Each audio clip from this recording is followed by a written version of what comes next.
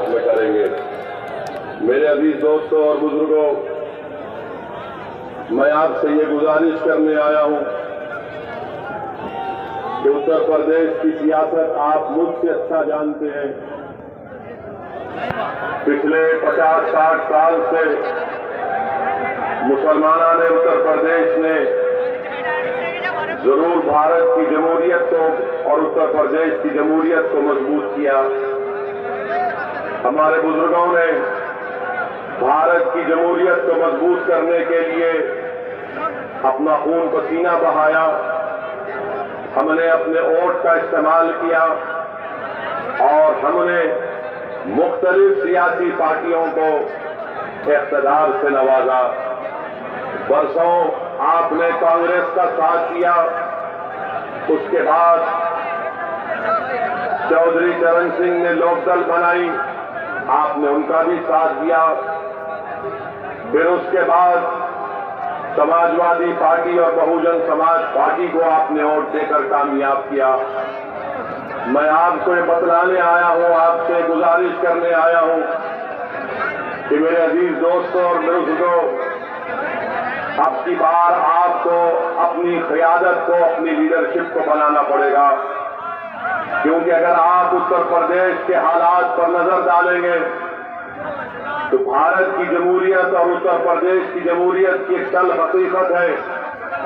اور وہ تلخ حقیقت یہ ہے کہ جس سماج، جس برادری کے پاس اس کی سیاسی طاقت ہوگی، اس کی لیڈرشپ ہوگی یا اس کی قیادت ہوگی، اسی سماج کے مسائل کو، تکالیف کو سنا جاتا ہے۔ جس سماج کے پاس سیاسی لیڈرشپ ہوتی ہے، اس سماج اپنے لیے انصاف کرا سکتی ہے۔ وہ سماج اپنے حق کا مطالبہ نہیں کرتا بلکہ اپنے حقوق کو حاصل کر لیتا ہے۔ میرے آنے کا مقصد اتر پردیش کو صرف یہی ہے کہ میں ہزاروں کلومیٹر دور سے اگر یہاں پر آ رہا ہوں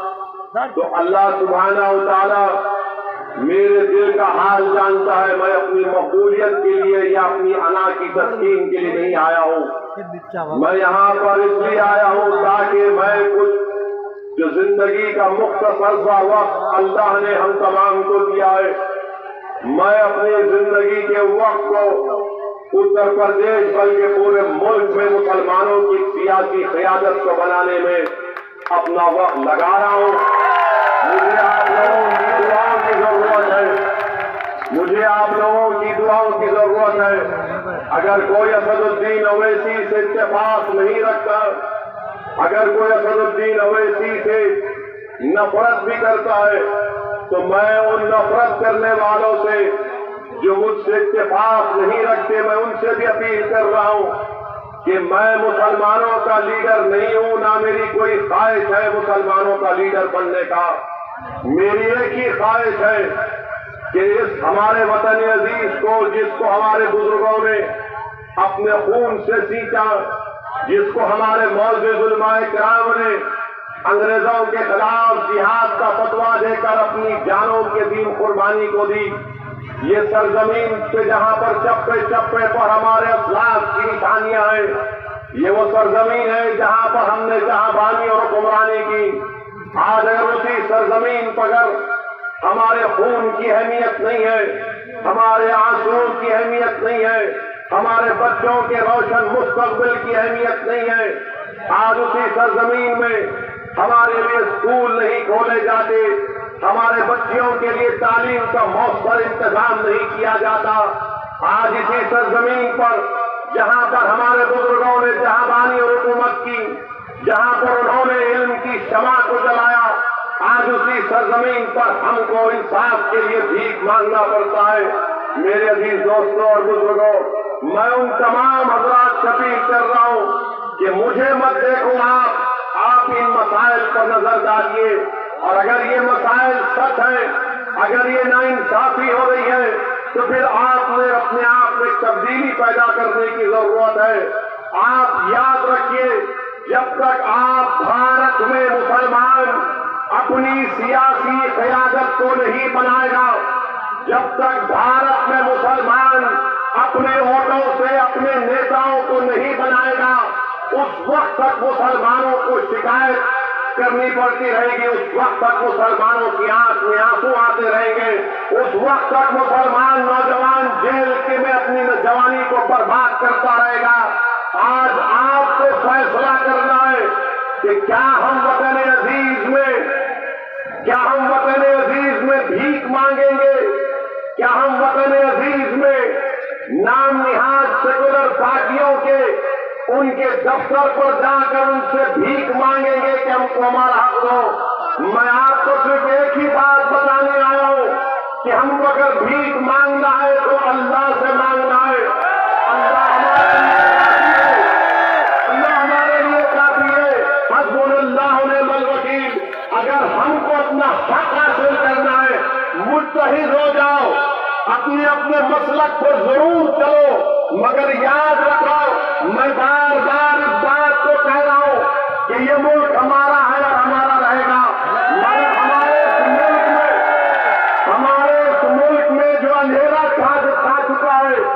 یہ رات بڑی لمبی رہنے والی ہے۔ میں آپ کو مایوس کرنے کے لیے نہیں کہہ رہا ہوں، میں آپ کو حقیقت بتا رہا ہوں۔ میں آپ کے سامنے کھڑے ہو کر کوئی سبزبار نہیں دکھا رہا ہوں، میں کوئی جادوگر نہیں ہوں، میں بھی ایک انسان ہوں جس میں بہت سی کمزوریاں ہیں، مگر اللہ نے جو مجھے قابلیت دی، جو اللہ نے مجھے سوچنے اور سمجھنے کا طریقہ سکھایا، جو میں نے اپنے بزرگوں کے پیروں کے پاس بیٹھ کر دین اور سیاست کو سیکھا، میں اس تجربے کی بنیاد پر آپ کے درمیان میں کھڑے ہو کر اپنے دل میں چھپے ہوئے غم کو آپ کے سامنے رکھ رہا ہوں کہ بھارت کے مسلمانوں کو ایک سیاسی طاقت بننا پڑے گا، تبھی بھارت مضبوط ہوگا، تبھی بھارت کی جمہوریت مضبوط ہوگی، تبھی مسلمانوں سے آپ مجھ سے اتفاق نہیں رکھ سکتے، میں آپ کو سلام کرتا ہوں، آپ مجھے پسند نہیں کرتے، میں آپ کی عزت کرتا ہوں۔ اس قوم کے سامنے، بھارت کے مسلمانوں کے سامنے اسد الدین اویسی کی کوئی اہمیت نہیں ہے، مگر میں جو کچھ کہہ رہا ہوں، جو کچھ میری دیوانی اپنی زبان سے آپ کے سامنے کہہ رہی ہے، اس دیوانے کی چند باتوں پر غور کر لو، اس دیوانے کی چند باتوں پر غور کرو ٹھنڈے دل سے، اور اللہ سے دعا کرو، اور اللہ سے دعا کرو کہ پروردگار اگر یہ شخص سچ بول رہا ہے تو ہمارے دل میں ملنے سے اتحاد المسلمین کی محبت پیدا کر دے۔ اگر میں سچ کہہ رہا ہوں تو آپ دعا کرو اللہ سے کہ پروردگار اگر یہ شخص سچ کہہ رہا ہے تو ہمارے دل میں اس کی محبت دار اس جماعت کو تو مضبوط کر دے، سارے ملت کے مسلمانوں کی اس کو سیاسی جماعت بنا کر رکھ دے۔ میرے عزیز دوستوں اور بزرگوں، یہ بات آپ کو سمجھنا ہے، ہمارے ملک کو آزاد ہو کر 75 سال ہو گئے، سب برادریوں نے، سب حضرات نے اپنی اپنی سیاسی جماعت کو بنا لیا، اپنے نیتاؤں کو بنا لیا۔ اگر کسی کے پاس اس کی ووٹ کی اہمیت نہیں ہے وہ مسلمان ہے، اگر کسی کے پاس اس کا سیاسی نیتا نہیں ہے تو مسلمان ہے، اگر کسی کے پاس اس کی سیاسی لیڈرشپ نہیں ہے تو مسلمان ہے، اگر کسی کے بچوں کو اسکول نہیں ہے تو مسلمان ہے، اگر کسی کے بچے اور بچیاں اسکول سے باہر ہے وہ مسلمان ہے، اگر کسی کے نوجوان بچے گریجویٹ کم ہے وہ مسلمان ہے، اگر کسی کو پولیس جھوٹے انکاؤنٹر میں مارتی ہے تو مسلمان ہے، کسی کو دہشت گردی کے نام پر بدنام کیا جاتا ہے تو مسلمان ہے، اگر کسی کے 10 گاؤں کو دہشت گرد قبضے کیا جاتا ہے تو مسلمان ہے، اگر کسی کو نوجوانوں کو جیل میں ڈال کر ان کی جوانی کو برباد کر دیا جاتا ہے تو مسلمان ہے۔ میرے عزیز دوستوں اور بزرگوں، میرے قوم اور ملت کے ذمہ داروں، معزز علماء کرام، ان باتوں پر آپ کو غور کر کے ایک اچھا فیصلہ لینا پڑے گا۔ میری زندگی کا کوئی بھروسہ نہیں ہے، کسی کی زندگی کا کوئی بھروسہ نہیں ہے، مگر آپ کو فیصلہ کرنا ہے۔ جب آپ اتر پردیش کے الیکشن میں، ودھان سبھا کے چناؤ میں ووٹ ڈالنے جائیں گے تو ان چیزوں پر غور کریے،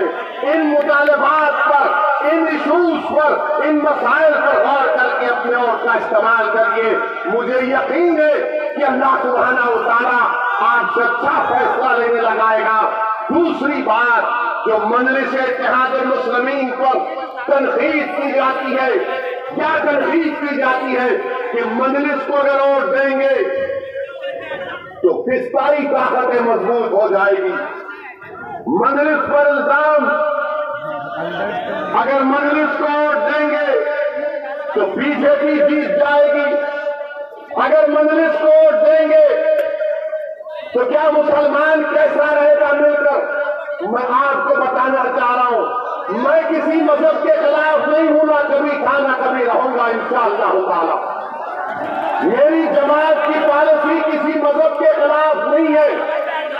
ہم تو بھارت ایسا دیش ہے جس کا کوئی مذہب نہیں ہے. بھارت کا کوئی مذہب نہیں ہے، نہ اسلام ہے، نہ ہندوازم ہے، نہ بدھزم ہے، نہ سکھزم ہے. بھارت ان تمام مذاہب کو مانتا ہے. بھارت کی خوبصورتی ہے کہ بھارت کا سنویدھان یہ کہتا ہے کہ ملک کا کوئی مذہب نہیں ہے، تو کیوں نہیں ہم مل کے رہ سکتے؟ اگر ہم مل کے رہنا چاہ رہے اور رہیں گے انشاءاللہ تعالی. دوسرا الزام کہ بی جے پی جیت کر آ جائے گی. میرے عزیز دوستوں اور بزرگوں، آپ بتائیے اتر پردیش میں 2014 کے لوک سبھا کے انتخابات ہوئے، مجلس نہیں لڑی تو پھر بی جے پی کیسے جیت گئی؟ 2017 میں اسمبلی کے انتخابات ہوئے، مجلس 25-27 سیٹ لڑی مگر بی جے پی 300 ان کے رکن اسمبلی کامیاب ہوئے. کون ذمہ دار؟ 2019 کا لوک سبھا کا چناؤ ہوا، مجلس نہیں لڑی اتر پردیش میں، سپا اور بی ایس پی مل کر لڑے، صرف 15 سیٹ پر کامیابی حاصل کی. بتاؤ پھر ان تمام لوک سبھا کی سیٹ پر کیسے بی جے پی جیت گئی؟ میرے عزیز دوستوں